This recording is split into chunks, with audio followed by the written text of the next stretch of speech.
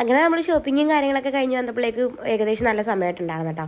അപ്പോൾ നേരെ ഞാൻ അമ്മച്ചിയുടെ ഒക്കെ കൂടെ കുളിച്ച് റെഡിയായി ഇങ്ങോട്ട് വന്നു. ഞാൻ പറഞ്ഞല്ലോ ഇന്ന് ചേട്ടക്ക് കച്ചവടമുള്ള ദിവസമായിരുന്നു. അതുകൊണ്ട് ചേട്ടാ എന്താ കണക്കും കാര്യങ്ങളൊക്കെ നോക്കണമെന്ന് പറഞ്ഞിട്ട് നേരെ കുമ്പളത്തേക്ക് തിരിച്ചു പോയി. എന്നിട്ട് രാത്രി വരാമെന്ന് പറഞ്ഞാൽ പോയത്. ഇന്ന് കുറേ താലമുള്ള ദിവസമായിരുന്നു കേട്ടോ. അപ്പോൾ ഇവരെല്ലാവരും കൂടെ താലം കാണാനും ഈ കൊട്ട് കാണാനും ഒക്കെ ആയിട്ട് ഇവിടെ വന്ന് നിൽക്കുമായിരുന്നു. അപ്പോൾ എനിക്കാണെങ്കിൽ ഇവിടെ നിന്നിട്ട് ഭ്രാന്ത് പിടിച്ചിട്ട് വരായിരുന്നു. കുറേ നേരം നിന്ന് കഴിയുമ്പോഴേക്കും എനിക്ക് മടുക്കും. അപ്പോൾ ഞാൻ പിന്നെ ലാസ്റ്റ് അച്ചാമ്മയുടെ കൂടെ അറവാതിക്കലിൽ പോയിരുന്നിട്ട് കഥകളി കാണാൻ നോർത്ത്. കാര്യം കഥകളി കണ്ട് ഒന്നും മനസ്സിലാക്കാനുള്ള ബുദ്ധിയും ബോധമൊന്നും എനിക്കില്ല, അത് വേറെ കാര്യം. എപ്പോഴും എപ്പോഴും കാണണമെന്ന് വിചാരിക്കും. ഇങ്ങനെ കുറച്ച് കാണുമ്പോൾ തന്നെ എന്താ ഇവർ പറയണേ, എന്താ ഇവർ കാണിക്കണമെന്നൊന്നും എനിക്ക് മനസ്സിലാവാറൊന്നുമില്ല. പിന്നെ നമ്മൾ ഇവിടെ ഇരിക്കുമ്പോൾ തന്നെ നമുക്ക് തടിയും താലമൊക്കെ നമ്മുടെ ഫ്രണ്ടിൽ കൂടി പോകുമ്പോഴേക്ക് കാണാൻ പറ്റും. ഇതാണ് ഗൈസ് എൻ്റെ അച്ചാമ്മ.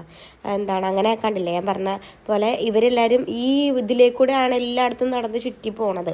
മീൻസ് എല്ലാ ദൈവങ്ങളെ ഓരോ പ്രതിഷ്ഠ അനുസരിച്ചുണ്ടല്ലോ എല്ലാവരെയും തൊഴുതു പോകുന്നത് നമ്മുടെ ഫ്രണ്ടിൽ കൂടി തന്നെ. അപ്പോൾ അച്ഛനെ കണ്ടപ്പോഴേക്കും എനിക്കൊരു തൊര വന്നിട്ട് പാടില്ല, തൊണ്ടവേനയാണ്.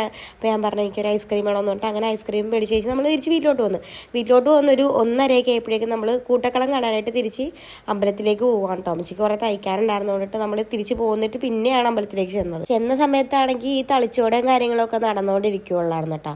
അങ്ങനെ അതൊക്കെ കഴിഞ്ഞ് അവിടെ നിന്ന് ഇറങ്ങിയപ്പോഴേക്കും 3 മണി.